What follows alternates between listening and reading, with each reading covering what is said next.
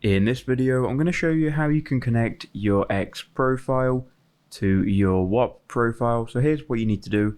So make sure you're logged into both Whop and X and make sure you've got them both open in different tabs.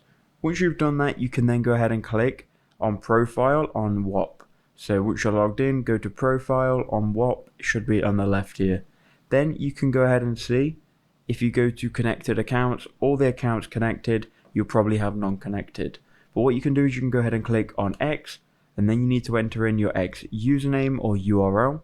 So go ahead and go to your X profile, go to your profile icon in the bottom left hand corner, just make sure you're logged into the correct username. This will show you your @ which is going to be useful, but to just copy it, I would go to the profile icon here, and you can then go to the URL, highlight it all, right click and click on copy.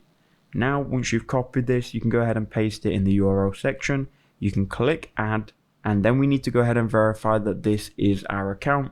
To do that, we can go ahead and copy this verification code, and you need to put it into your bio. So click edit profile, go ahead and just put it at the start of your bio, and all you need to do once you've added this, you need to do it literally for seconds. You can then click verify. It's then going to verify your account. There we go. And now we can go ahead and click edit profile and remove this, and we are done. The X account has now been connected to Whop, and that is all you have to do.